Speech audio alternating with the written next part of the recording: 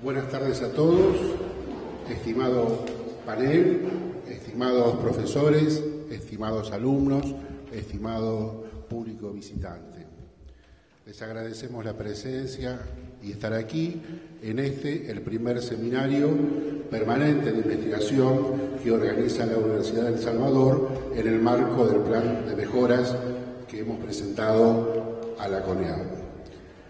Antes de presentar al panel, nuestro director de educación, el profesor licenciado Francisco Harry, nos saludará y dará la bienvenida institucional. Muchas gracias, Héctor.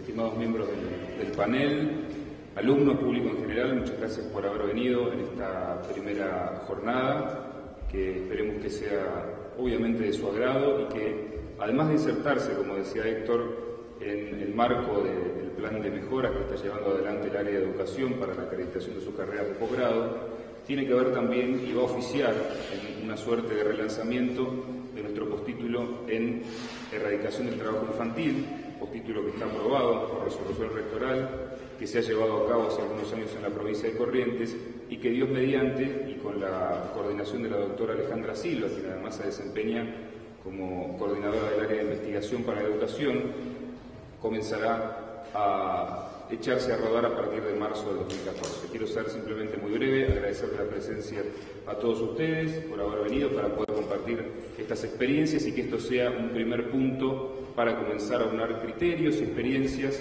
para de a poco seguir construyendo esta escuela de educación que tiene entre sus diversos programas el ciclo pedagógico, hay uno del ciclo pedagógico, de la licenciatura en Ciencia de la Educación, postítulos como el que acabo de mencionar, y también en formación superior lo que es la maestría en educación y también el doctorado en educación que estaremos lanzando, que ya tiene además la aprobación de la CONEAU, Dios mediante, en marzo del año que viene. Muchas gracias.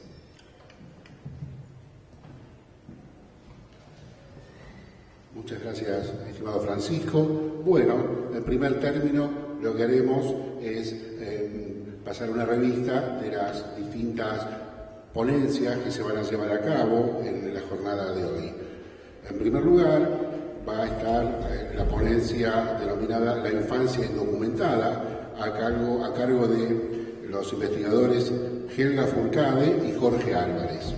Luego, la investigación denominada Trabajo infantil y educación en Argentina, a cargo del investigador Eduardo Donza, y finalizando el proyecto de investigación de nuestra Facultad de Ciencias de la Educación y de la Comunicación Social, de aquí, de la Universidad de El Salvador, trabajo de investigación o proyecto de investigación denominado Políticas para erradicar el trabajo infantil en niños y adolescentes que trabajan en la zona rural. Equipo dirigido quien está a cargo de la dirección de ese equipo es la doctora María Alejandra Silva Cusi, y los integrantes son el licenciado Fermín Kopp, el licenciado Salvador Marinaro y el licenciado Cristian Adrián González. En primer término, la primera ponencia, la primera exposición va a estar a cargo, como decíamos, de los investigadores Helga Furcade y Jorge Álvarez. Sucintamente haremos una breve referencia al currículum de la profesora Helga Furcade, cuya formación académica incluye el doctorado en Buenos Aires como máximo galardón de su trayectoria en Ciencias Sociales, ha tenido con anterioridad el logro de la maestría en Antropología Social en Flaxo, Argentina, y en su carrera de grado ha sido diplomada en Antropología Social y Política y además es licenciada en Ciencia Política de esta casa. Su experiencia profesional vasta, además extensa, debido a que ha participado en distintas fundaciones, tanto nacionales como extranjeras, y ha sido consultora en distintos programas vinculados a la temática que abordarán en instantes. Además, ha participado en distintos proyectos de investigación y sus actividades de docencia incluyen en distintas casas áreas de estudio que son específicamente vinculadas a la temática en desarrollo. Por supuesto, también ha sido una autora y coautora en diversos títulos. Podemos citar brevemente algunos de ellos. En el caso del año 2012, la brecha digital, uso de las nuevas tecnologías en niños y niñas y adolescentes en situaciones socioeconómicas disímiles, por ejemplo.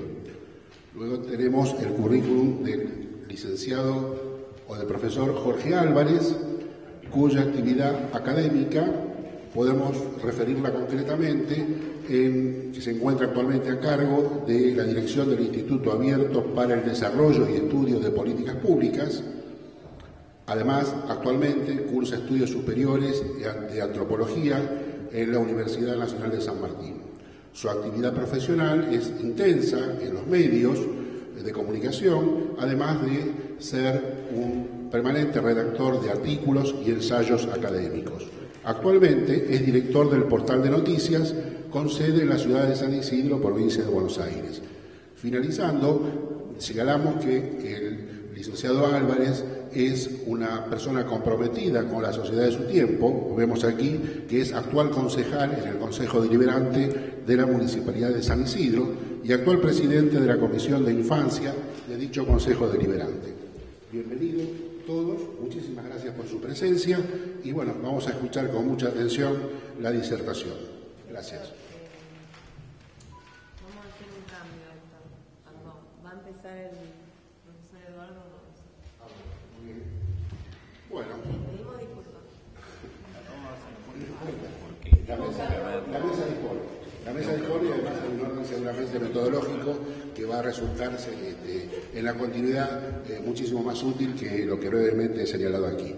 Así que, de acuerdo a lo que hemos escuchado, la primera exposición de la mesa estará a cargo del profesor investigador Eduardo Donza, cuyo trabajo ha sido denominado Trabajo Infantil y Educación en Argentina, realizado en el Observatorio de Deuda Social de la Universidad Católica Argentina, un observatorio prestigioso y reconocido en todos los medios que recogen el estudio de las cuestiones sociales. Bueno, respecto del profesor Donza, vamos a hacer un breve resumen de su vida académica, comenzando por señalar su título de grado. Es licenciado en Sociología de la Universidad de Buenos Aires. Actualmente es maestrando en la Universidad Nacional de 3 de Febrero en la carrera Generación y Análisis de Información Estadística y se desempeña en distintas casas como profesor de, entre otras asignaturas, Metodología de la Investigación Cuantitativa y Política de Trabajo y Empleo. En sus investigaciones académicas, muy extensas por otra parte, en grado del número que ha desarrollado, podemos señalar que, además de su participación en el Observatorio de Deuda Social de la Universidad Católica Argentina, es consultor permanente de distintos organismos internacionales relacionados con esta temática e investigador de la Universidad de Buenos Aires en distintos puntos. Sus actuales actividades de investigación, por ejemplo, encontramos que además de su participación en el Observatorio de Deuda Social de la UCA, en la Universidad de Buenos Aires se encuentra integrando un equipo de trabajo para el proyecto Marginalidad Económica y Desigualdad Social, continuidades y rupturas en las trayectorias laborales de población excedente, un estudio de caso en un barrio periférico del Gran Buenos Aires. Numerosas publicaciones, artículos y artículos científicos tienen la firma del profesor. Entre ellos podemos citar brevemente el estado de situación del trabajo infanto-juvenil en niños, niñas y adolescentes entre 5 y 17 años en la Argentina urbana, sede del Bicentenario 2010-2016. Así que, profesor, bienvenido a la casa, lo escuchamos con muchísimo gusto y sobre todo con muchísima atención. Bueno, muchas gracias. Muchas gracias por la invitación y por también tratar el tema específicamente y muy puntualmente del trabajo infantil, ¿no? Que es uno de los problemas serios de toda la sociedad. Así que disculpen que bajé y todo, pero tengo que ver algunos gráficos y ir comentándole cosas. Yo voy a pasar un poco... Mi presentación está como para más de los 15 o 20 minutos que habíamos arreglado, ¿no? Así que voy a pasar alguna parte un poco rápido y después cualquier consulta la dejamos para las preguntas, ¿no? Lo que yo les voy a presentar está enmarcado en un estudio más amplio, en un programa específico, que es el Observatorio de la Deuda Social Argentina, ¿no? Que cubre, intenta cubrir las diferentes facetas de la vida de la población. Y específicamente yo les voy a presentar toda la problemática de trabajo infantil. ¿En qué nos basamos o qué ponemos como para determinar si hay una deuda social con la población y qué nivel se establece para decir que hay deuda o no deuda? Específicamente en los tratados internacionales, los diferentes convenios y convenciones, que son en este caso los del derecho del niño, ¿no? Las diferentes constituciones, la Constitución Nacional de los diferentes años, de 1853 hasta la última de 1994, las diferentes leyes y las diferentes normativas, ¿no? Y algo específico de lo de la deuda social, porque este programa se crea en el año 2002, cuando estábamos en Argentina en una plena crisis, donde lo que más nos preocupaba, por lo menos en los medios, era la deuda externa, ¿no? Y surgió en la Universidad Católica el interrogante de que hay una deuda social con la población y era importante ponderarla, medirla y hacer un seguimiento. La problemática principal es la del trabajo infantil, que acarrea específicamente como mínimo un abandono o un atraso escolar, un tiempo que los niños y los adolescentes le tienen que restar a todos los juegos y las actividades específicas de su edad, ¿no? Y verse inmersos en obligaciones que no son propias de su edad. Y tanto la Organización Internacional del Trabajo como los que estudiamos toda la problemática del trabajo infantil también estamos luchando contra las peores formas del trabajo infantil, que son los trabajos riesgosos, los trabajos en horario nocturno, algunas actividades directamente en lo delictivo, como puede ser la prostitución, o como algunos jóvenes también son víctimas de la trata de personas, ¿no? Y en algunas partes del mundo, que por lo menos en nuestro país no está pasando, la alineación involuntaria de los chicos en los que son algunos guerras civiles, ¿no? Que es muy común eso en algunas partes de África y en algunas partes de Centroamérica unos años atrás. Sobre todo que se les niega la oportunidad de ser niños. Se los está trasvasando a otro tipo de obligaciones que le restan el desarrollo de las potencialidades y la posibilidad de vivir una niñez. Algunas acciones normativas que lo utilizamos también como marco teórico para establecer esa línea para determinar lo que es la deuda. La Convención de los Derechos del Niño de 1990, se ratifican en la Constitución de 1994, las ratificaciones de los convenios de la OIT, dos convenios específicos que tratan la problemática, el 138 con la edad mínima, que Argentina en 1996 adoptó su ley, y el convenio 182 sobre las peores formas de trabajo infantil. Después en la ley 26.061 trata de la protección integral de los derechos de los niños y los adolescentes. Se forman diferentes instituciones y diferentes administraciones del Estado para hacer el protectorado de esto, ¿no? Tanto el Sistema de Protección Integral, la Secretaría Nacional, Consejo Federal, Defensora de Derechos del Niño. Y después, con respecto a las leyes de los últimos tiempos, en el año 2008, la 26.364, directamente, que trata sobre la trata de personas, la 26.390, el ingreso del empleo a la edad de 16 años como mínimo, adaptando la legislación argentina al convenio que ya había ratificado Argentina del OIT.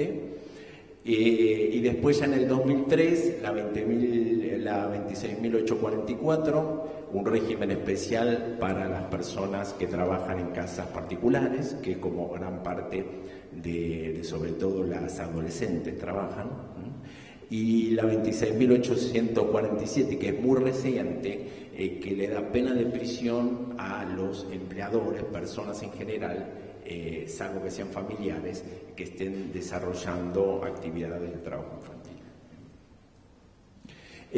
Las principales acciones específicas las voy a pasar muy rápido porque me imagino que las van a tratar ustedes. CONAETI, COPRETI, retención educativa y inspecciones, y la asignación universal por hijo, que tiene un rol muy fundamental en la lucha contra el trabajo infantil. Y aquí ya los objetivos principales, ¿no?, de lo que es el estudio nuestro. Básicamente es generar información real y oportuna. Hablaron acá también en algún momento de la disposición que a veces hay de la información pública y de la posibilidad de obtener, y después más adelante les voy a presentar los diferentes relevamientos que se realizan sobre trabajo infantil, que son muy escasos, ¿no? Y eso va a poder planificar y evaluar, ¿no?, sobre todo las políticas activas del Estado contra el trabajo infantil. Acá, bueno, esto es la descripción de nuestra encuesta. Se lo voy a decir muy rápidamente, lo pueden sacar de la web si quieren más detalles, pero bueno, básicamente los hechos fundamentales es que se realiza desde el año 2004, desde el año 2010 se amplió la muestra a más de 5.200 casos, abarcando y siendo representativa de ciudades de más de 50.000 habitantes. Algunos detalles técnicos que no los voy a presentar ahora, cualquier cosa después me lo preguntan porque si no me va a llevar mucho tiempo. La definición de los indicadores, específicamente, que está asociado directamente al concepto que uno trata de medir y a la definición operacional. Trabajo infantil y adolescente, la proporción de niños y adolescentes entre 5 y 17 años, que están realizando en el último año, y esto lo recalco mucho porque es el periodo de ventana que estamos utilizando, que ayudaron a sus padres o a alguna otra persona en una actividad de tipo productiva. Y después también medimos las actividades domésticas intensivas, que son los niños, niñas y adolescentes que en forma habitual realizan una serie de actividades específicas que se presume que ese tipo de actividades le restan tiempo para desarrollar todas sus obligaciones y también, digamos, actividades específicas de niño. Entonces, algunos datos contextuales que los voy a dar muy rápidamente. Entre el año 2004 y 2012 ven que después de la salida de la crisis, cómo disminuye algo que nosotros denominamos una percepción subjetiva de la situación alimentaria de la población. Tanto el riesgo moderado como el riesgo severo disminuye significativamente, pero igual en el año 2012 con riesgo alimentario tenemos más del 10% de los hogares. La capacidad de ahorro de los hogares, es decir, lo que más nos marca acá, los hogares con ingresos insuficientes, ven que disminuyeron del 54%, pero aún están por encima del 30% en los últimos años. Estas son nuestras discutidas líneas de indigencia y de pobreza, ¿no? Consideramos que los niveles de pobreza en hogares en Argentina están entre los de pobreza acá abajo, entre el 24,5 y el 26,9% de las personas, y el 4,9 y el 5,8 con respecto a la indigencia. Estos son lo que es los niveles de corte, cuánto necesita una persona para no ser pobre. Para nosotros, para no ser pobre, necesita una familia tipo de un matrimonio con 2 hijos chicos, 2.905 pesos, para los datos oficiales con 1.588 pesos en diciembre del 2012 ya dejaba de ser pobre, de ahí salen las diferencias con las líneas. Y otro problema que tiene mucho que ver con el trabajo infantil es el mundo del trabajo de los adultos, ¿no? Cómo la desocupación continúa, según nuestros registros estaría cercana al 9% en el 2012, y algo muy importante es este empleo, un subempleo indigente que lo denominamos personas que hacen changas o que viven de programas de empleo del 11%, y un 35% de empleo precario. ¿Sí? Es decir, la mitad, si uno lo ve, la mitad de los que trabajan están con empleos precarios. Bueno, vamos directamente a lo que es el trabajo infantil. Si se analiza, esto es una evolución entre el año 2010 y el año 2012 del porcentaje de niños y adolescentes que trabajan, ven que mejoró del 12,3% al 10%. ¿Sí? Si se toman a los niños de 5 a 13 años, evolucionó del 8,4 al 6%, y también mejoró la situación de los adolescentes. Con respecto a las actividades domésticas intensivas, ven que mayoritariamente las realizan los adolescentes. En el año 2012, un 13,7% de los adolescentes las realizan, ¿no? Y que realizan alguna de las dos actividades. En el año 2012, el 28% de los adolescentes y el 8% de lo que son los niños.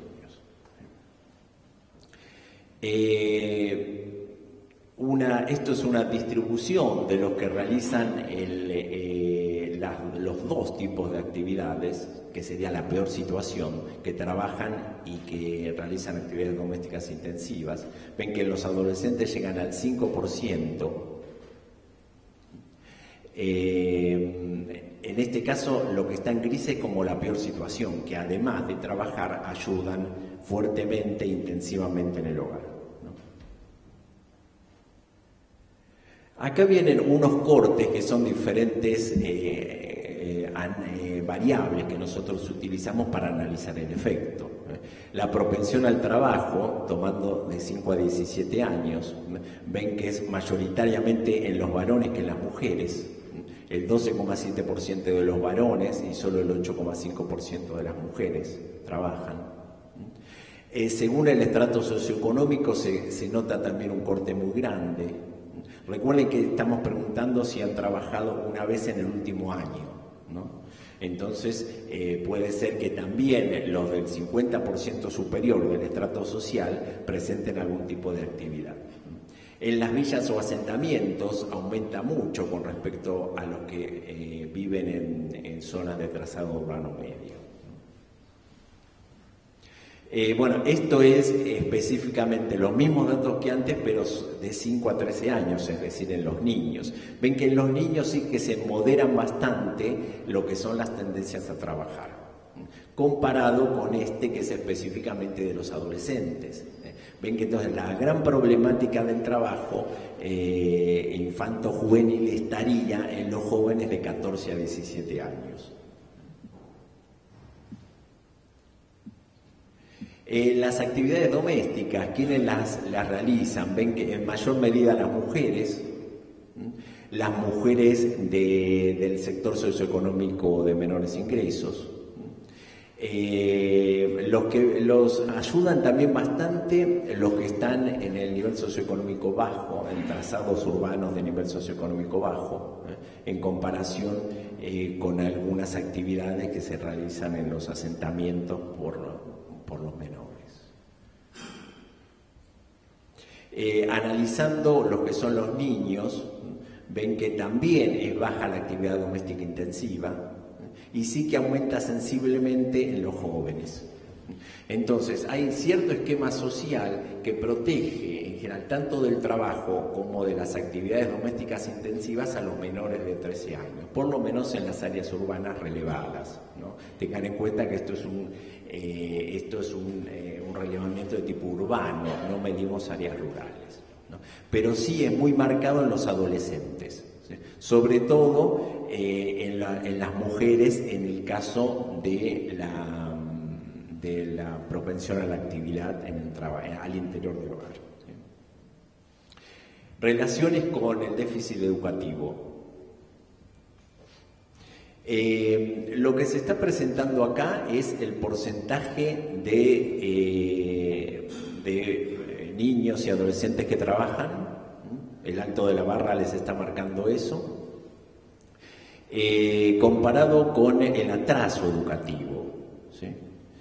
Es decir, si se toma el año 2012, los niños y adolescentes que no trabajaban solamente tenían un atraso educativo del 14%. Y los que trabajaban tenían un 37%. Acá se nota la brecha de atraso educativo según trabajar o no trabajar. ¿Sí? Y sobre todo se marca más en los adolescentes. Ven cómo en el año 2012 la brecha que se genera entre trabajar y no trabajar es entre un 45% y un 28%. El 28% de los adolescentes que no trabajaban tenían atraso educativo, pero el atraso educativo aumenta al 45% cuando están trabajando. La participación en el sistema de seguridad social del hogar es algo bastante determinante para lo que es el trabajo infantil.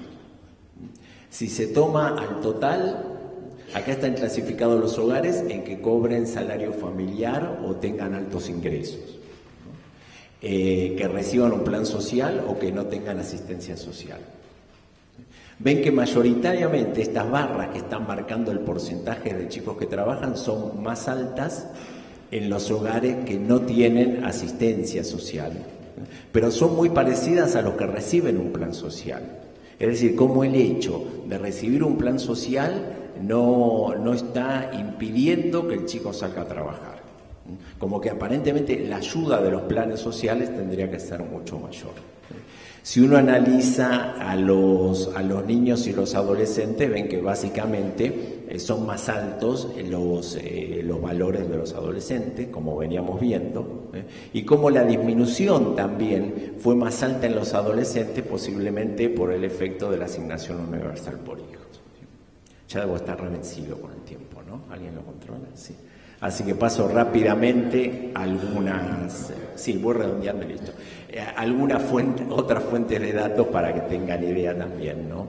Yo les comentaba al principio que no era, la medición del trabajo infantil no es muy realizada en Argentina. Históricamente, en el año 2004, en la encuesta permanente de hogares, se agregó un módulo específico. Después hay dos encuestas específicas de condiciones de vida que las desarrolló el CIEMPRO en los años 1997 y 2001. En el 2004 una encuesta realizada por el Ministerio de Trabajo y el INDEC. Y en el año 2012, el último trimestre de 2012, una encuesta anual de hogares urbanos, que es una muestra, es una EPH mucho más ampliada, que llega hasta ciudades de más de 5.000 habitantes y permite determinar lo que es el trabajo infantil. Muy rápidamente le paso los valores, estos los valores del 2004, estos valores serían los medianamente comparables con los nuestros. Lo que se está preguntando acá es si trabajó en la semana de referencia, nosotros estamos preguntando si trabajó en el último año, ¿sí? El empleo de los adultos se mide con semana de referencia por diferentes razones que si quieren después las charlamos, nosotros preferimos medirlo por el último año. Estos son los datos para el 2012, que igualmente los datos, estos son datos oficiales, ¿no? Realizan una actividad económica un 14% de los adolescentes, que están muy cercanos a los niveles que estamos midiendo nosotros. Algunas conclusiones ya para cerrar. El trabajo infantil y de adolescentes continúa, ¿no? A pesar de lo que son las políticas sociales. Es una estrategia defensiva de los hogares ante las crisis, ¿no? Y que está muy asociado a alguna respuesta cultural. Por eso tiene poca elasticidad con respecto a las transferencias de recursos desde el Estado. Reproducen la fragmentación social con respecto a los sexos también. Si uno lo ve en detalle, los datos que yo les presenté rápidamente, va a ver como algunas actividades, como el trabajo al exterior es más propio de los varones y el trabajo en el interior del hogar más propio de las mujeres. Y después que se especifica en escenarios vulnerables a nivel social, desde diferentes dimensiones que se pueden analizar. El trabajo en actividades domésticas intensivas es mayoritariamente de mujeres, que a veces las relega de la educación, Y a esas mujeres y a los chicos que trabajan fuera del hogar tienen un atraso en lo que es la parte educacional y en lo que es diferentes actividades que tienen que desarrollar como niños, que después los van a contactar de un modo más eficiente en sus relaciones sociales como adultos, ¿no? Entonces, específicamente, lo que les va a limitar en el futuro es esta movilidad social ascendente. ¿Sí? Van a estar como estableciéndose y estacionándose en un sector no solo informal de la economía y de las actividades productivas, sino también con serios impedimentos para pasar al otro sector, un sector formal más productivo y más eficiente.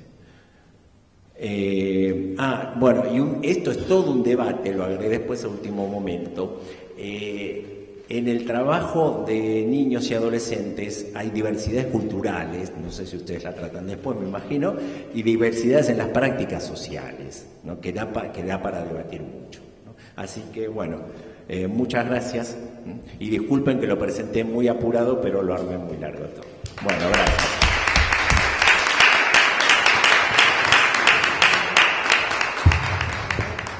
Ahora continuamos con el panel siguiente, que va a estar a cargo de los profesores Helga Furcade y Jorge Álvarez, quienes presentarán el trabajo La infancia indocumentada.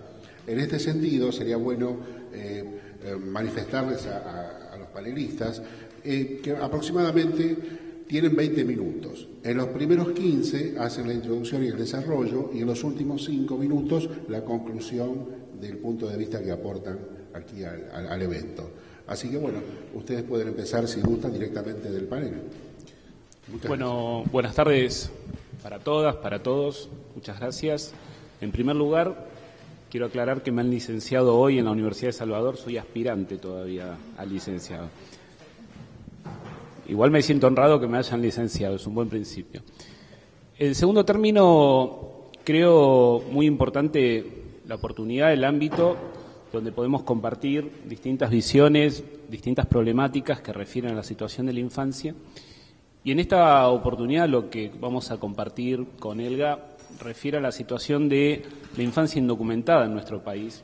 Esto es, niños y niñas, adultos, personas que nacieron en territorio argentino y no fueron inscriptos por sus padres al nacer. Esto es, no tienen partida de nacimiento ni tienen de... Nos referimos a personas que nacieron en el territorio argentino.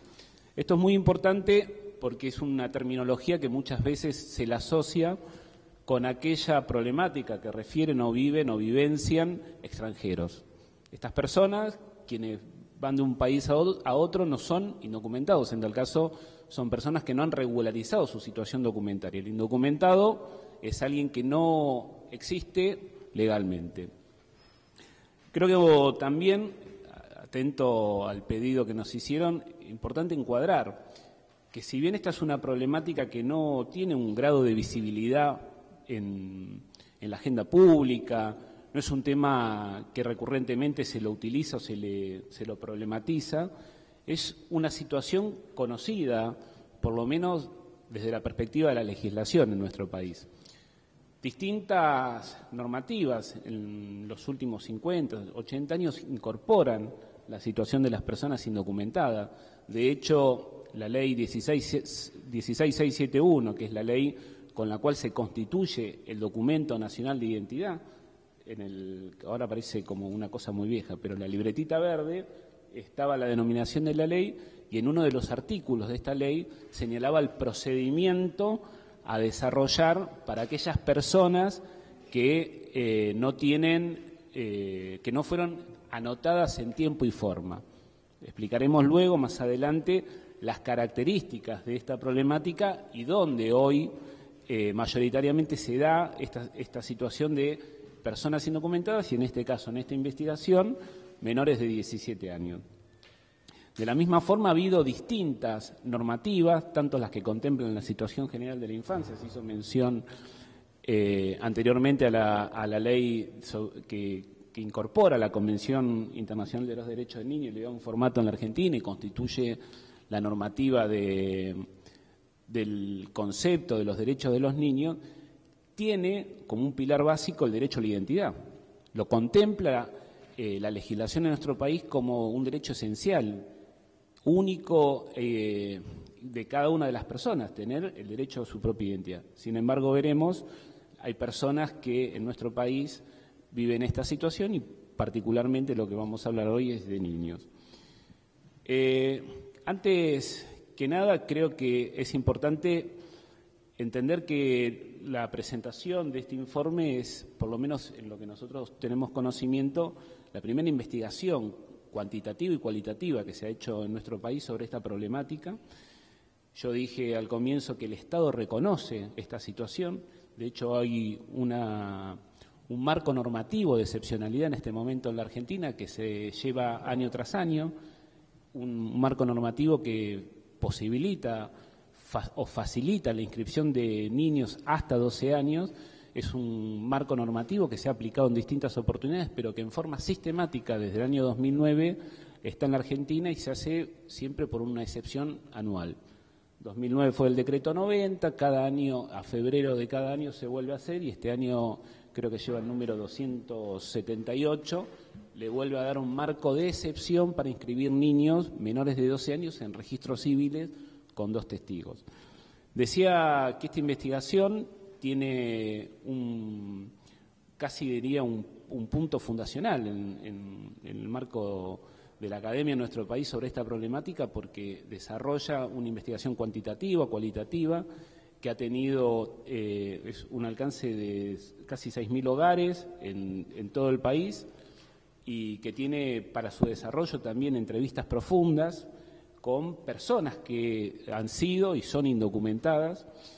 Y por último, el objetivo por el cual se lleva adelante esta investigación básicamente es para, primero, cuantificar y conocer cuántas son las personas menores de 17 años en nuestro país que no se encuentran documentadas.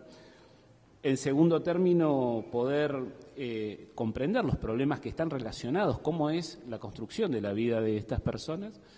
Y en tercer término, poder dimensionar la característica de los derechos vulnerados a las cuales están sometidas estos niños y niñas de nuestro país por no tener su registro y su documento de identidad. Para poder abordarlo, ampliarlo, lo voy a dejar en manos de Elga y luego al final haremos las conclusiones correspondientes. Okay.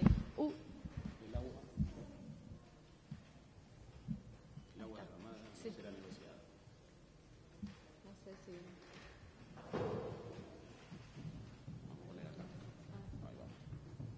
No, no hay cables alrededor. Ahí está. Vamos. Bueno, justo en el marco de esta descripción, de esta problemática que presentaba Jorge recién, la organización para la que él trabaja y el Observatorio de la Deuda Social, y específicamente el equipo de infancia, abordamos una investigación para conocer un poco más en profundidad a esta población afectada por esta problemática y diseñamos una investigación que combinara los dos abordajes, un abordaje cuantitativo que caracterizara a la población y un abordaje cualitativo para conocer un poco más sobre cuáles eran efectivamente las complicaciones que afrontaba una persona que estaba en esta condición. Entonces, el marco institucional un poco son todas estas leyes que venía enumerando Jorge antes. Está la investigación y este documento que elaboramos en particular está enfocado en un enfoque de derechos basado sobre el derecho a la identidad como derecho necesario para poder garantizar otros derechos que sí competen a la infancia. Entonces, sobre el proceso de registro de un niño, como comenzaba a comentar un poco Jorge, el procedimiento que establece nuestro país, es inmediato a medida que pasa el nacimiento, tiene algunas condiciones pasados los 40 días, algunas condiciones pasados los 12 años, y luego de los 12 años ya se torna un trámite bastante complejo que vamos a ver después con los testimonios de las personas que se encuentran en esta situación. Comenzando a caracterizar un poco desde el abordaje cualitativo, como podemos observar, el número más importante es el total de la población. Un 1,6% de los niños, niñas y adolescentes de nuestro país en el año 2011 se encontraban en esta situación. La estimación es que esto equivaldría a 168.000 niños, niñas y adolescentes, lo cual es bastante alarmante. Como se puede observar en la caracterización de la población, la diferenciación por sexo no tiene diferencias significativas, pero sí lo tiene por grupo de edad, ¿sí? Y se puede dar una situación crítica en el grupo de los más pequeños, en la primera infancia de 0 a 4 años. En este siguiente gráfico, o sea, por ubicación geográfica, podemos ver que los niños, niñas y adolescentes del Gran Buenos Aires tienen 3 veces más chance de no tener DNI o de ser indocumentados respecto de aquellos que residen en el resto del interior urbano, en el resto de los grandes aglomerados urbanos a los que llega la encuesta.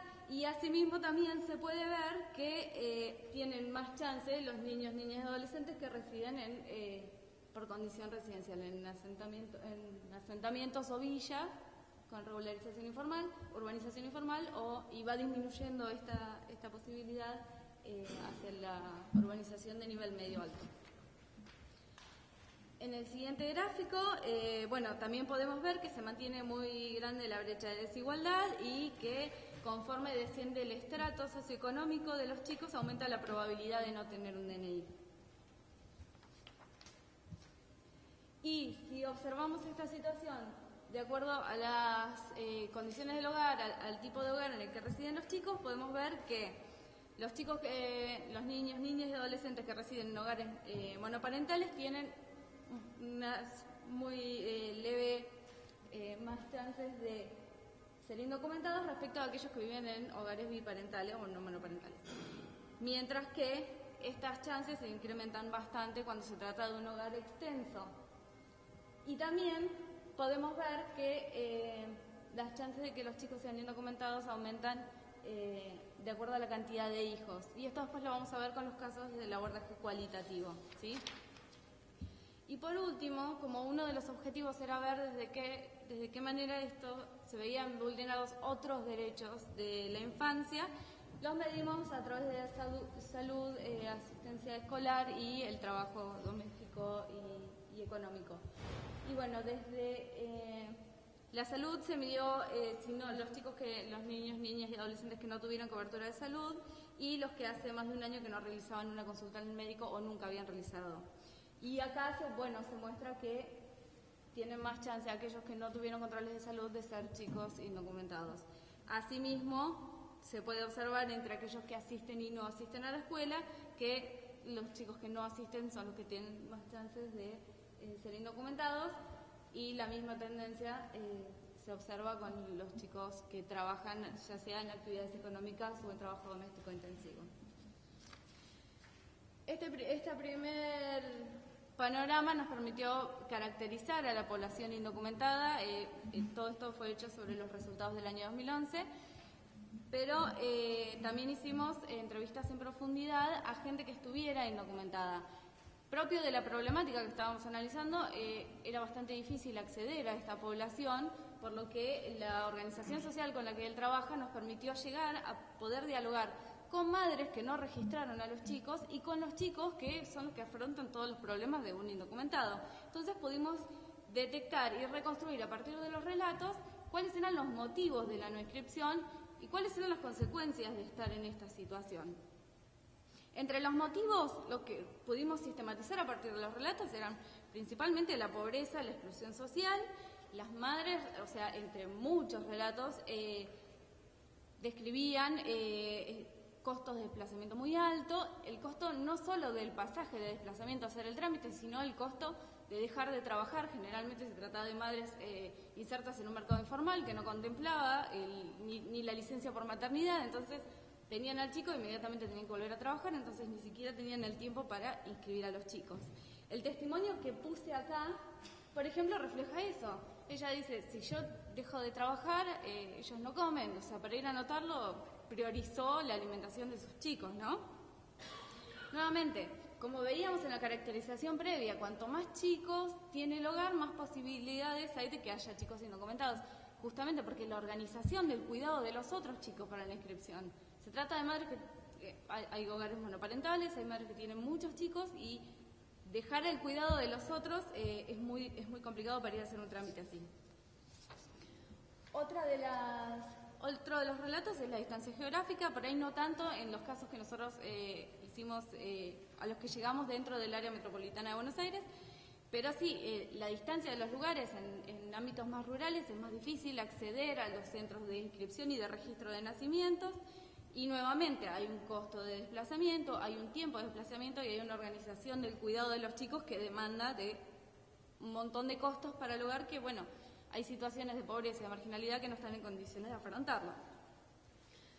Por último, otro de los motivos fueron las dificultades administrativas, y ahí es lo que nos remite al marco legal que mostrábamos antes. Una vez pasado el plazo de los 40 días, una vez pasado el plazo de los 12 años, se transforma en un trámite muy complejo para la gente que ya se encuentra en una situación de marginalidad muy grande. Entonces, el propio sistema burocrático los rechaza. Por ejemplo, el testimonio que elegí acá es de una mujer y su marido analfabeto. A la segunda vez que no pudo realizar el trámite, abandonaron el trámite de inscripción de sus hijos, ¿sí? Entonces, estos son entre grandes relatos y grandes pequeñeces los motivos que encontramos por los que la gente no registra a sus hijos. ¿Y cuáles son las consecuencias de este no registro? Bueno, esto surgió a partir del diálogo con los chicos. ¿Cómo es la vida de una persona que no está indocumentada? Básicamente, el derecho a la educación está vulnerado porque no pueden acceder a la escuela, jardines de infantes ni preescolares. En las escuelas primarias los dejan inscribirse igual y acceden igual a la educación, pero no pueden tener una credencial educativa. Entonces, terminan el nivel primario, no solo no pueden continuar con el secundario, sino que no queda constancia de que hayan tenido esos estudios. Se alfabetizan, pero no tienen credenciales educativas. Me pasó de dialogar con chicas que estaban en el proceso, después de los 12 años, el proceso de tener un documento de identidad lleva por lo menos 2 años. Y lo único que anhelaban era ir a la escuela, y comentaban y decían, lo único que quiero es tener un documento para poder anotarme en secundaria y terminar la escuela.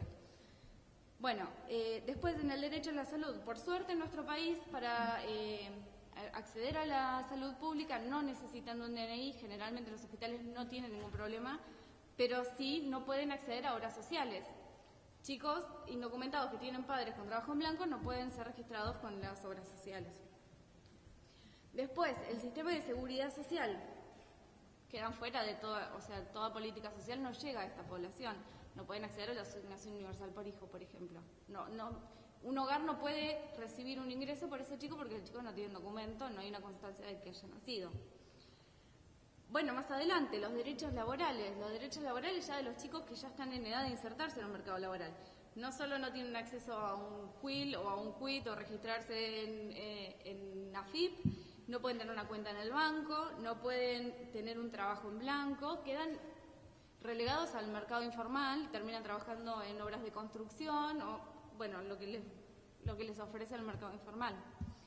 Y los derechos civiles y el libre movimiento. No solo no pueden votar, no pueden viajar, no pueden gestionar una SUBE. O sea, no pueden acceder a algo tan simple como eso. Ni hablar de viajar adentro del país, ni hablar de viajar afuera del país. O sea, para todo eso necesitan un DNI. Algunos chicos que entrevistaban me comentaban que pedían el DNI prestado de un amigo para poder sacar un pasaje e irse de vacaciones, porque no podían acceder de otra forma. Por ejemplo, otra de las chicas también había sido madre y en la partida de nacimiento no podía figurar su nombre. O sea, no podía anotar a sus hijos porque ella no tenía el DNI para anotar a sus hijos y para hacer ese trámite. Bueno, esto entre muchos de los problemas o de las consecuencias que tiene la vida de una persona que no tiene un DNI. Entonces, en base a esta primera caracterización y en base a estos motivos y a estas consecuencias que vimos, junto con la organización con la que trabajamos y abordamos esta investigación, armamos una serie de recomendaciones para incidir al Estado y para alertar sobre la problemática, para instalarlo en la agenda pública. A ver si quiero el agua. Sí.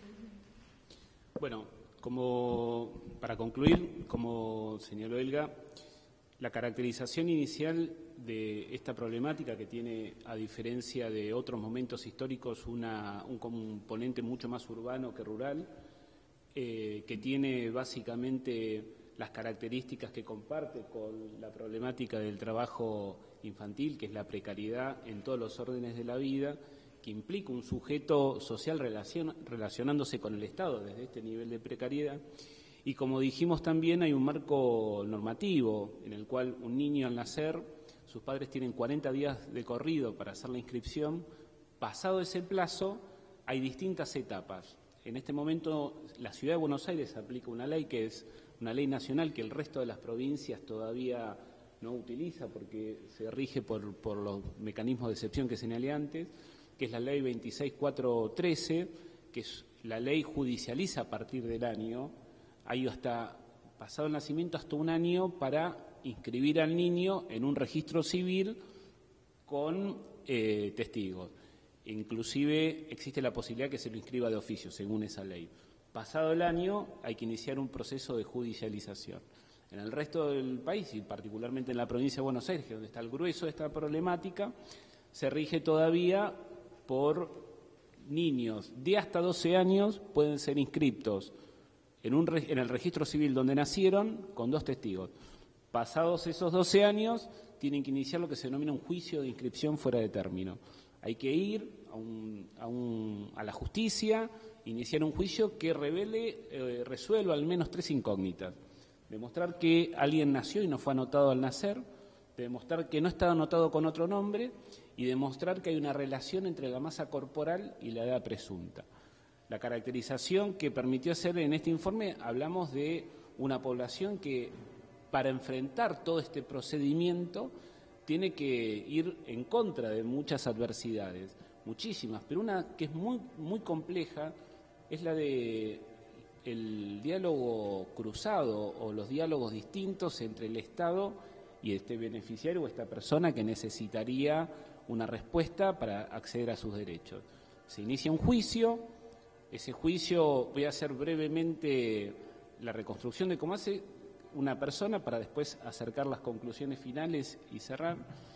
Se acerca una madre que tiene a uno de sus hijos o varios de sus hijos indocumentados, como estaban los testimonios, se acerca a una defensoría civil, pide asesoramiento, se va a iniciar un juicio de inscripción fuera de término, le tomarán los datos, esta mujer irá seguramente con una constancia del parto que le otorgaron en el hospital donde tuvo a su hijo, se iniciará este juicio y ahí habrá que resolver la primera incógnita, que es demostrar que hubo un nacimiento y que no fue registrado.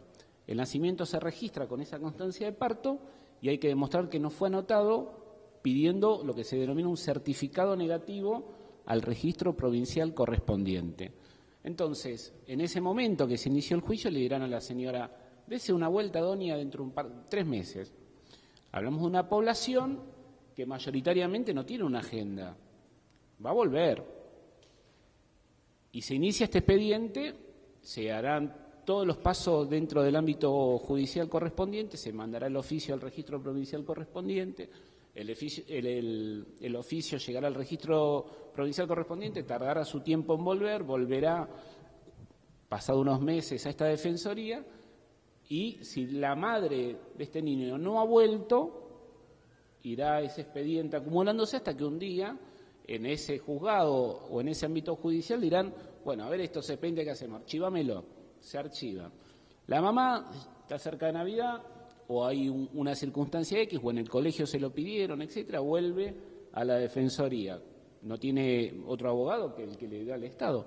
Va a preguntar, buscan, su expediente está archivado, va a haber que hacer un desarchivo, etcétera, etcétera, perdemos otro tiempo, etcétera, etcétera. Así los distintos procesos. Y voy a graficarlo con algo que sucede a menudo. En algún momento alguien va a tomar la decisión de decir, bueno, llamen a la familia que ya está el trámite. Llaman a un teléfono celular que dejó cuando empezó el trámite, que fue hace 2 años, ese teléfono no existe más. Dicen, bueno, ¿y cómo buscamos? Bueno, se le manda un oficio. Bien, un oficial de justicia va a llevar el oficio, salvo que sea una villa o un asentamiento, donde en general quien va a llevar ese oficio es un policía, que va a llegar al barrio y va a suceder esta situación. Busco a la familia Gutiérrez. No, la pelota. ¿Para qué? Traigo un oficio. Todos se miran.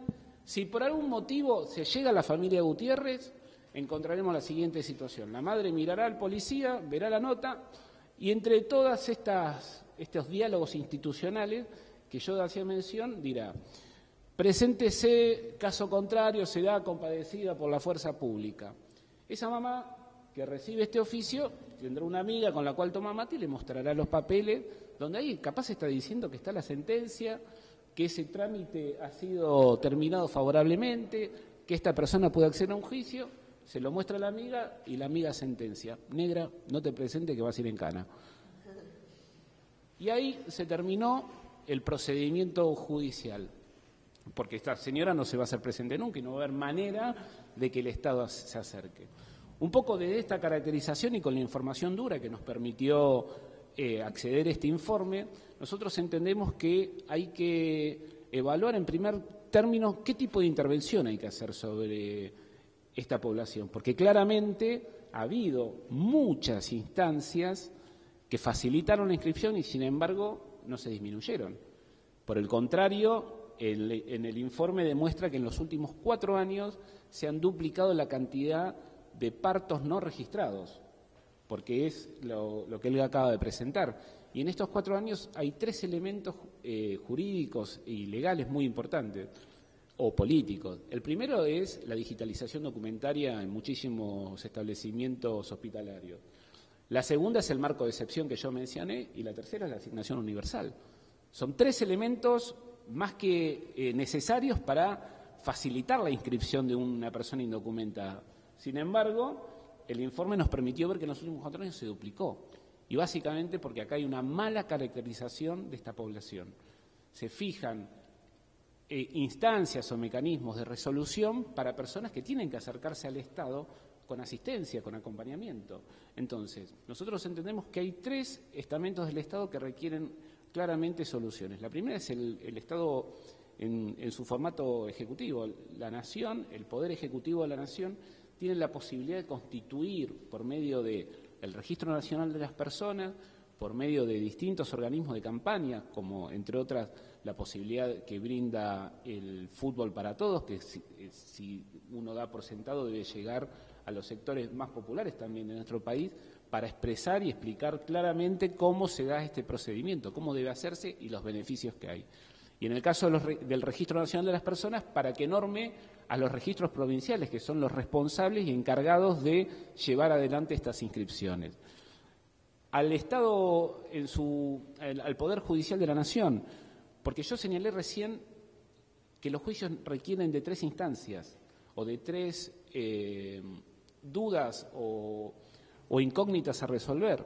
Se necesita un procedimiento expeditivo para que cuando esa madre llega a la Defensoría o al ámbito judicial correspondiente, ahí mismo se pida en ese mismo instante el certificado negativo a la provincia correspondiente, el certificado del parto si es necesario, se tomen las huellas dactilares y a la vez se pida en el inicio la comparencia de testigos que acrediten que esa persona es quien dicen que es y además tenga la posibilidad de ser derivado con un médico legista que pueda ver que hay una relación entre la masa corporal y la edad presunta.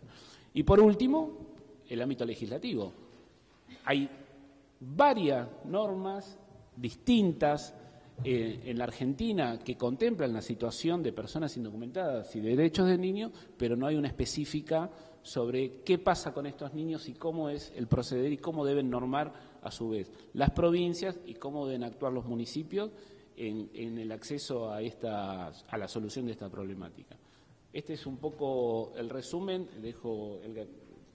este es un poco de alguna manera la presentación de una problemática que inicia su camino de búsqueda de información dura y que habilita a muchos interrogantes más sobre por qué esto sucede. Nada más. Gracias.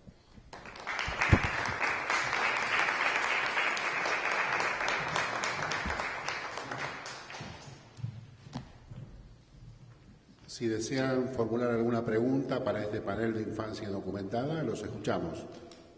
¿Hay alguna propuesta? Sí, por favor, adelante. Recuerdo que dijo que había porcentaje de 1968 de niños documentados. Tenemos por fin el informe parámetro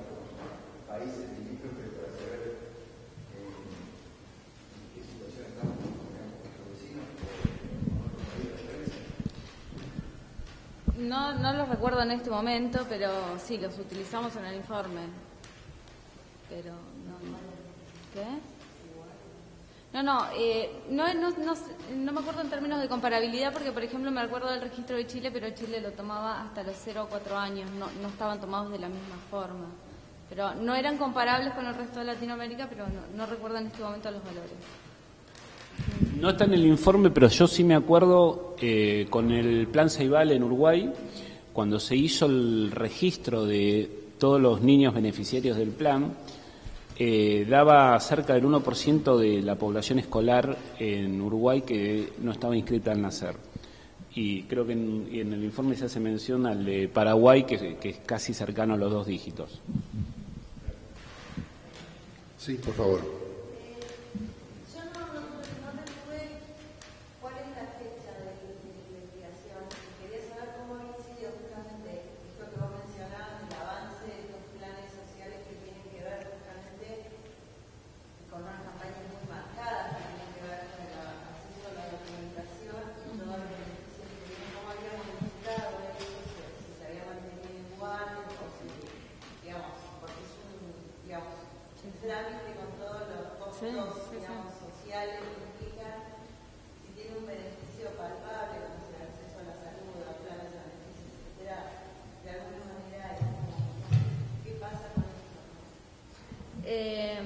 El análisis que nosotros acabamos de presentar está hecho sobre los datos de 2011 específicamente. Es un primer abordaje, podremos hacer la comparabilidad más adelante, pero este es como un primer análisis que se hizo y una primera caracterización de la población.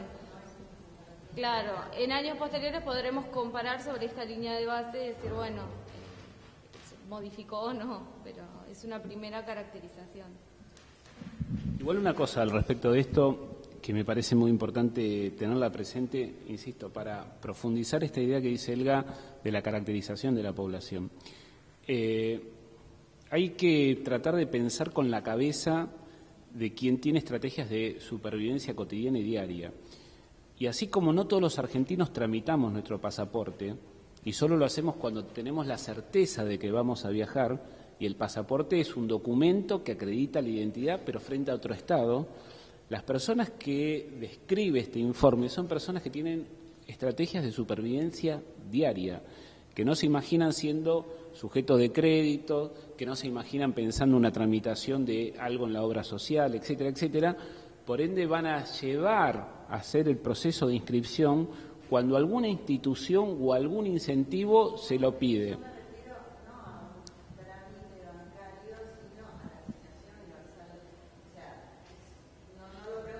Claro, pero cuando llega el intento para que está esta posibilidad, se encuentran con un obstáculo, que es, bueno, ¿y ahora cómo documentamos?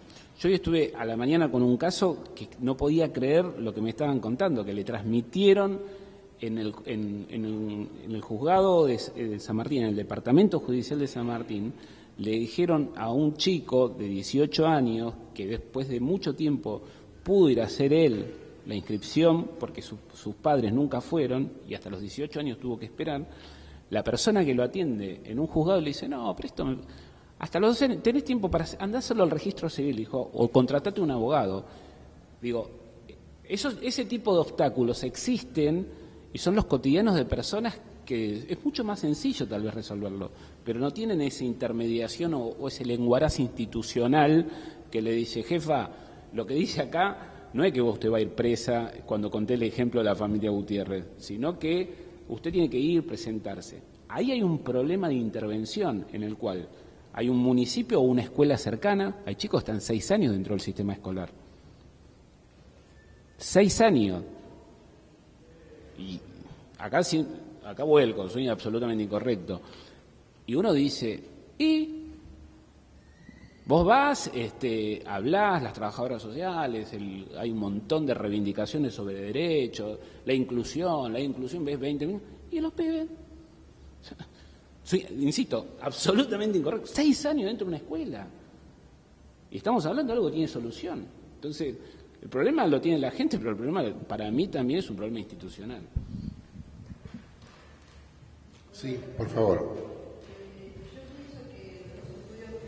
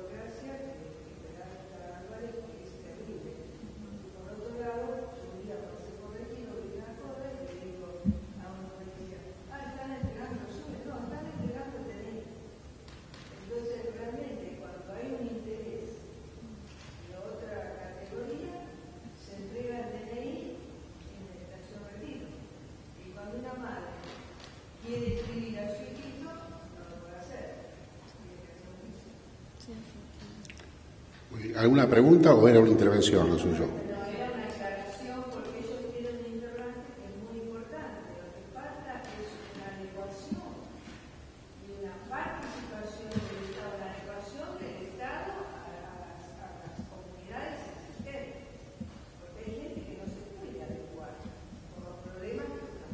Bueno, muchas gracias por su intervención. ¿Usted? No, en Rosario, por ejemplo, Sí. lo anotan en los hospitales. No hay chicos así esto para que sepan los chicos que hacen en Rosario. Creo que eso es ley provincial, debe ser toda la provincia. En los hospitales donde nacen, ahí lo anotan. O sea que yo creo que visito un barrio que sé cómo es. Bueno. Porque ahí no hay tanto así, ¿cierto? Porque ya vienen. Lo que pasa es que después lo renuevan. Ahí está también, cuando llega la fecha de renovarlo, a veces queda ahí en todo por lo que contaron. Pero que lo escriben. Está bien, bueno, como decía el concejal, hay legislación provincial, ¿no? Y cada provincia en nuestro sistema federal tiene autonomía legislativa. Muchas gracias. ¿Alguna intervención o pregunta más? En lo posible, una pregunta. Bueno, muchas gracias al panel, muy amables. Han sido muy claros en su exposición. Bueno, y a continuación, para finalizar el evento, luego de las preguntas y respuestas posteriores, vamos a escuchar al panel que va a exponer sobre políticas para erradicar el trabajo infantil en niños y adolescentes que trabajan en zona rural. Como decíamos al comienzo, es un equipo de investigadores académicos cuya dirección está a cargo de la doctora María Alejandra Silva Cusi y su equipo de trabajo integrado por los licenciados Fermín Kopp, Salvador Marinaro y Cristian Alejandro González. En primer término, haremos una breve referencia, como corresponde y es de estilo, respecto del currículum de los panelistas. En este caso, respecto de María Alejandra Silva Cusi. María Alejandra es en grado politóloga, licenciada en Ciencias Políticas por la Universidad Nacional de Rosario. Posteriormente, en el título siguiente, es magíster en Política y Sociología de Flaxo, sede Rosario. Y finalmente es doctora en Ciencias Sociales por la Facultad de Sociología de la Universidad Nacional de Buenos Aires. Además, entre sus distintas actividades, incluso como docente, se encuentra la de investigadora de carrera en el CONICET desde 1997, dedicada al campo de estudio de las problemáticas ligadas a las condiciones de trabajo que afectan la salud de los trabajadores en Argentina y el Mercosur, y en especial toda la cuestión vinculada a la migración en zonas de frontera. Además, María Alejandra es profesora en distintas casas universitarias, una de ellas la nuestra, USAL, en grado y en posgrado.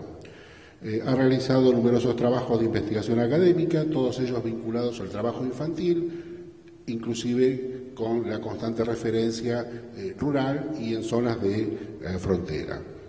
Participa activamente en numerosos simposios, jornadas y eventos y ha publicado distintos libros y artículos académicos en revistas con arbitraje.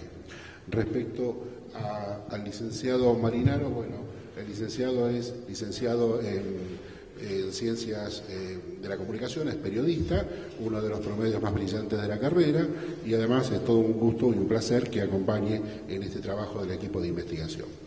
Muchísimas gracias. Nos escuchamos. Bueno, en primer lugar agradecer a la facultad, al licenciado Francisco Arri y al señor decano, el licenciado Máximo Paz, que nos ha permitido poder generar esta primera actividad inicial de investigación y que la misma pueda servir para los alumnos de grado, de ciclo pedagógico y de maestría, tanto en lo que hace a la construcción del conocimiento científico como al difícil proceso de diseño de tesis, ¿no? En segundo lugar, agradecer a los expositores e investigadores que nos acompañan,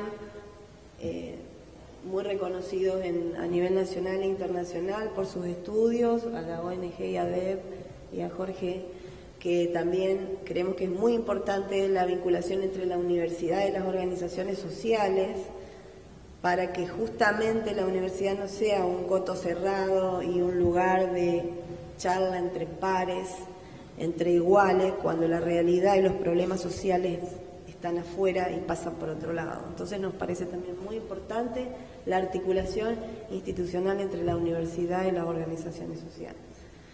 Respecto al proyecto nuestro, contarles brevemente que nuestro grupo está integrado, es interdisciplinar y está integrado por gente que vive en Buenos Aires y Cristian, que vive en Corrientes, que es investigador y vive en Corrientes, porque nuestra investigación es de políticas de inclusión educativa en la zona rural en Corrientes. Entonces tiene nuestro trabajo de campo tiene una parte en Buenos Aires y otra parte en Corrientes. La primera cuestión en relación a contextualizarnos y entender el problema. Corrientes es una de las provincias con uno de los peores indicadores sociales, tanto de pobreza como a nivel de educación y de salud. En general y en particular en la infancia, tiene otra característica que es la ubicación en zona de frontera, limita con Uruguay, Paraguay y Brasil, lo cual también es otro factor importante a considerar, porque estos niños pueden ser víctimas de explotación laboral e incluso de explotación sexual y trata, como se nombró hoy anteriormente, porque es una zona donde fácilmente un niño puede desaparecer y pasar a otro país. En cuanto a por qué elegimos este problema, justamente acá pusimos algunos datos que dan cuenta de por qué es un problema por qué son un problema las políticas inclusivas. En primer lugar, porque según los indicadores de desarrollo humano del PNUD en 2009 hubo un crecimiento a nivel del Producto Bruto en general en la Argentina en los últimos años, pero en estas provincias ese crecimiento no se dio, al contrario, hubo un estancamiento, y dentro de las provincias está Corrientes, Chaco y Formosa. Porque también es un problema, porque de las investigaciones que estoy llevando adelante como investigadora de CONICET en Corrientes, aparece como un gran problema no solo el trabajo infantil en la zona urbana, sino también en la zona rural. También es un problema porque si uno analiza los propios indicadores de clima educativo a nivel oficial, nos encontramos con gran deserción, repitencia y sobreedad en los niños en la franja etaria de 9 y 10 años, que es mucho más alta que la de los adultos. También es un problema porque la bibliografía, cuando uno busca bibliografía e intenta ver qué pasa con este tema, en general el trabajo infantil, como lo dijo el investigador Eduardo Donza, en general es del ámbito urbano.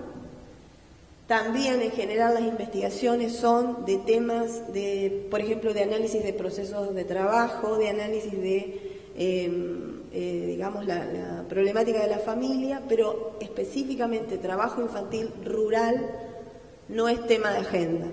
Cuando uno comienza a buscar investigaciones, y no es tema de agenda, primero por las encuestas, por lo que planteaban también ellos, es decir, que en las encuestas oficiales y las encuestas que predominan son en poblaciones urbanas de determinada cantidad de población, y en eso lo rural no se incluye. Y con más razón en Corrientes, donde la zona rural, o sea, los pueblos son mucho más chicos cuando pensamos lo rural en una provincia. Una multiplicidad de causas que se vinculan al trabajo infantil.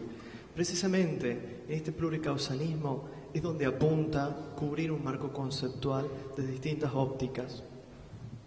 Un trabajo de un antropólogo de Brasil llamado Tânia Doster propuso que el trabajo infantil debía ser pensado como una socialización por las familias precisamente a las cuales pertenecían los niños trabajadores, pensaban al trabajo como parte de su formación y como parte también de la incorporación a la sociedad.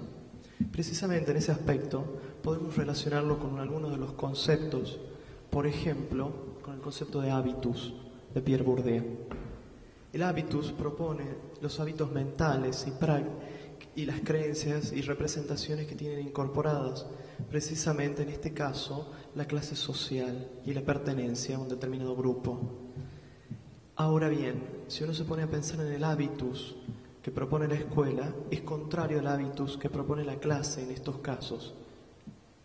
Por otro lado, también se podría relacionar uno de estos conceptos, me refiero al fenómeno del trabajo infantil, con el concepto de Mauss, de sistemas de cambio y de ayuda. Precisamente en estos aspectos, los niños pensaban que su trabajo eran parte de una ayuda, una forma de prestarle un servicio incluso como devolución a sus padres.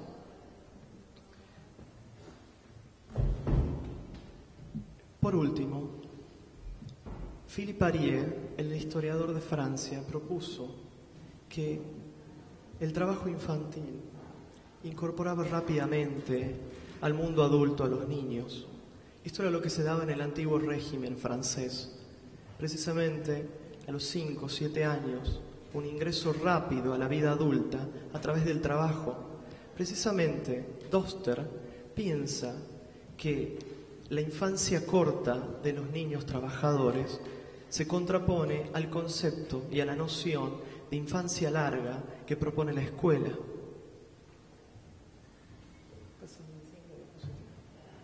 Por eso es necesario pensar el entramado de las causas, el pluricausalismo que tiene el trabajo infantil, no solo a través de las políticas como si fuera una estructura, como los niños fueran parte de una estructura, sino como agentes específicos que pueden, a su vez, con su accionar, reproducir la estructura. Son seres capaces de estructurar, según las teorías del estructuralismo de Giddens. Con respecto a cómo, con qué fuentes de datos estamos realizando esta investigación, por un lado ya planteamos la búsqueda bibliográfica, por otro lado documentos y análisis de estadísticas, tanto del Censo Nacional como de el Ministerio de Educación de la provincia y el de la Nación, con datos del Observatorio de la Deuda Social, del NUD, de la Red Integral, de la Unión Europea, y en eso queríamos decir algo también importante. Nosotros nos estamos vinculando en Corrientes con una organización social que trabaja el núcleo duro de la pobreza rural en Corrientes, es decir, es una ONG que tiene relevamiento y está interviniendo en los lugares, en la ciudad, en los pueblos, más donde los indicadores sociales son de núcleo duro de pobreza rural.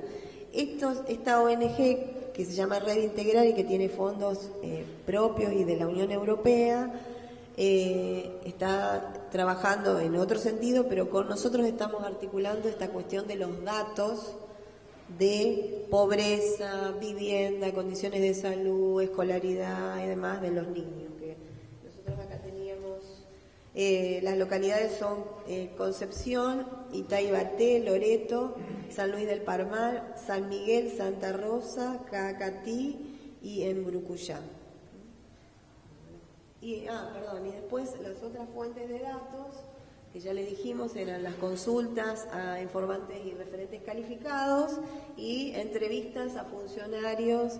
La idea es que estamos entrevistando a funcionarios de los mismos organismos, pero en Corrientes y después en Buenos Aires. Por ejemplo, Dirección de Educación Rural en Corrientes y después Dirección de Educación Rural acá. Sí, la próxima. Con que el primer dato que es necesario tener en cuenta es de qué estamos hablando, de qué distribución de la propiedad de la tierra y en qué condiciones está este niño, porque cuando hablamos en términos del trabajo infantil y del peso que tiene el sector rural en Corrientes no es lo mismo que el peso que tiene a nivel productivo en provincia de Buenos Aires, por ejemplo. Bueno, las extensiones agropecuarias, el 90% de las extensiones agropecuarias tienen hasta 500 hectáreas y ocupan el 26% de la superficie.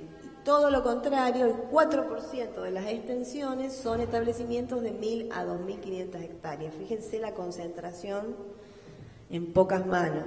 Esto significa que el trabajo infantil aparece en las pequeñas hectáreas, ¿no? Por eso tienen un sentido, otra vez volviendo a la relación con la precarización en el sector urbano y el trabajo informal, en el caso rural es lo mismo. Si nosotros lo miramos desde el punto de vista más de la ganadería, en los dos primeros estratos, el INTA, este es parte de un informe del INTA, habla de estratos y dice, en los dos primeros estratos, hasta 500 cabezas, se concentran casi el 93% de los productores y tienen el 27% de las existencias. Los dos últimos estratos, desde 500 cabezas, son el 7% de los productores y poseen el 73% de las existencias. O sea que fíjense otra vez, si lo analizamos en el tema de ganadería. La próxima. Sí, otro dato que hemos obtenido es respecto a población indigente, línea de la pobreza y NBI Argentina 2011. Según los propios datos oficiales para el NEA, para la Argentina y comparando el NEA, fíjense que población bajo la línea de pobreza el NEA tiene el 71,3% y población indigente el 41,3%. ¿no? Hogares con NBI 35%. ¿no? Pero si nosotros lo comparamos con la región centro, hay una diferencia en línea de pobreza de 56,7 a 71,3 y en población con indigencia lo mismo. Acá en la región centro, que sería la provincia de Buenos Aires, y Santa Fe también, Rosario, el 27% es de indigencia y en el NEA es el 41,9% de indigentes. Estos son datos del propio Ministerio de Planificación de la Nación. Otro de los datos recabados hasta el momento tienen que ver, primero, con lo que sucede en el propio sistema de educación, es decir, los propios docentes y los propios directivos tienen un doble discurso, un discurso de la inclusión, pero una práctica de la no inclusión, que tiene que ver, por un lado, porque ignoran el problema, por otro lado, porque directamente tienen actitudes de condescendencia, o lo que llama la UNESCO pedagogía de la renuncia, es decir, bueno, ya renuncian antes y se sabe que este chico se va a dormir, va a venir en la época de cosecha, se va a ir, después va a volver, va a repetir y bueno, ¿qué puedo enseñarle? O sea, ¿qué va a aprender? Ya sabemos que a esto se suma el prejuicio, la comodidad y el desconocimiento. Bueno, en eso Krzyzewski es uno de los que ha investigado el tema. Nosotros también esto lo trabajamos con un equipo de Corrientes, con el doctor Boleso, y donde efectivamente comprobamos esta cuestión de que los propios docentes ni siquiera prestaban atención a tratar el tema dentro de las escuelas, aunque en la currícula, en la escuela primaria, en cuarto o quinto grado, está el tema trabajo y el tema derechos del niño, es decir, que los propios docentes podrían trabajar esas dos cuestiones en su currícula, tanto los derechos del niño como el trabajo infantil, como el no derecho del niño, ¿no? Nosotros hicimos una investigación con el doctor Boleso en ese sentido y comprobamos esto en Corrientes, ¿no?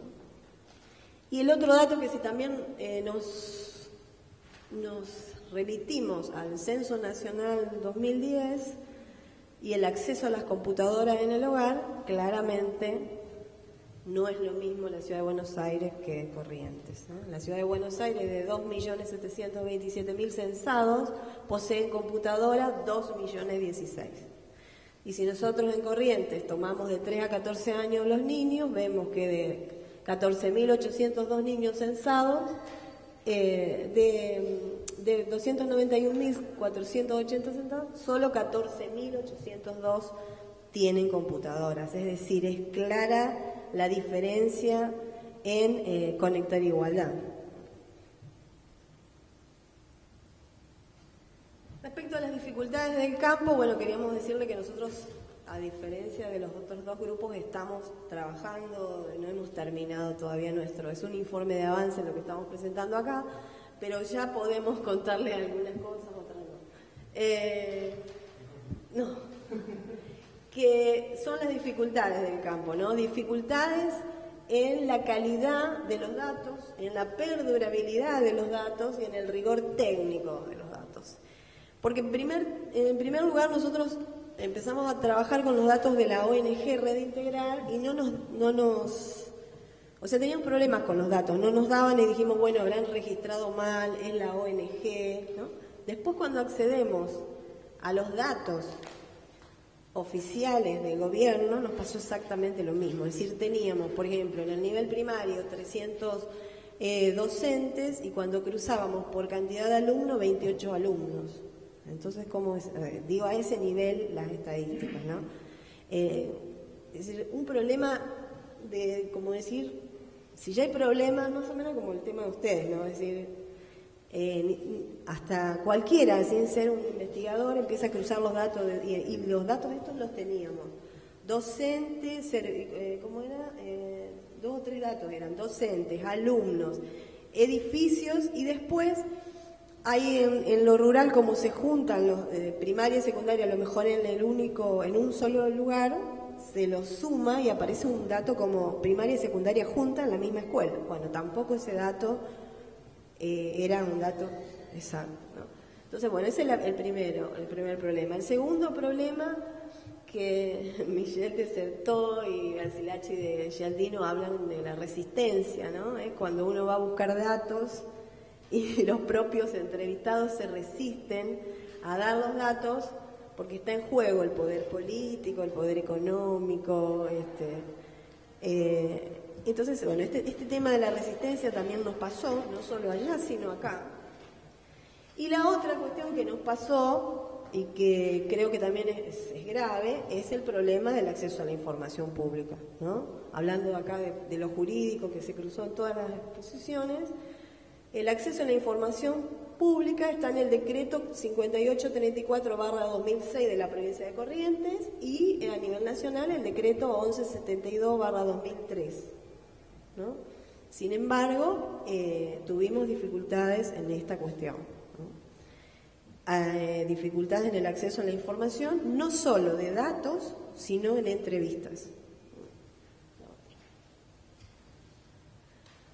Bueno, de manera que desde, digamos, en este informe, primer informe de avance, podríamos decir como lo primero, una atención en términos de la agenda pública, porque los encuestados empiezan a decir algunas cosas y pareciera que como se juega lo político y este año es electoral, si estamos hablando de políticas inclusivas, hay una tensión. La otra tensión es entre nación y provincia, ¿no? Habiéndole hecho las mismas preguntas a los dos organismos, pareciera que no estamos hablando de lo mismo. Y bueno, la insuficiencia de datos, las dificultades a la hora de medir impacto, es decir, nos pasó que cuando preguntamos hay muchas políticas inclusivas, ¿no? Tanto en cuanto a digamos, por ejemplo, las escuelas de verano, el CAI, CAJ, bueno, una cantidad de programas que funcionan en la zona urbana y también en la rural. Nos pasó que cuando queremos preguntar sobre el programa, te lo enumeran, pero no hay datos de evaluación de ese programa, es decir, dio resultado, no dio resultado. Y bueno, el otro problema es el que decíamos recién, el de la distancia y el transporte. Y el otro es las políticas inclusivas llegan de manera diferente a la zona rural que a la urbana. Es decir, cuando haces una enumeración de las políticas inclusivas, una cosa es lo urbano y otra lo rural. Es decir, a lo rural ni siquiera llegan las computadoras, por ejemplo, ¿no? No solo hay una menor cantidad de computadoras en Corrientes que en Buenos Aires, sino que además lo rural es como un tema que no forma parte de la agenda tampoco en ese sentido, como lo rural, que creo que tiene que ver con lo rural en general, cuando uno lo analiza desde lo jurídico, desde lo sociológico. ¿Qué lugar ocupa en la agenda lo rural? ¿No? Bueno, nada más. Muchísimas gracias.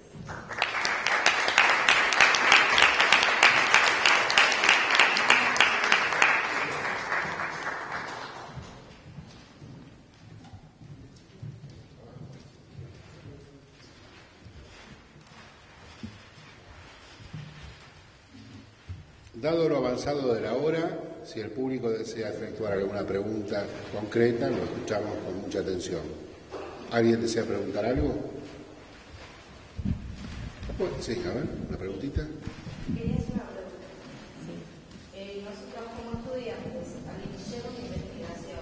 Sí. En cuanto a la perdurabilidad de los datos y el rigor técnico, ¿qué es lo que tenemos que observar?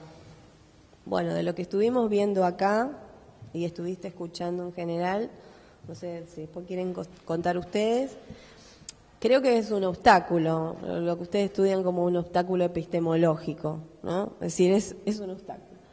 Pero eso no significa que ustedes no puedan triangular esos datos con otros datos duros, ¿no? Y que no puedan hacer trabajo de campo, como ella planteaba, por ejemplo, que ante la falta de datos, ¿qué hizo? Se conectó con la ONG y gracias a ese contacto pudo acceder a la población, que es lo mismo que nosotros estamos haciendo en Corrientes. A la falta de datos oficiales, trabajar con una ONG que conoce todos esos lugares y que los recorre a esa lista de pueblos que te contaba, ¿no?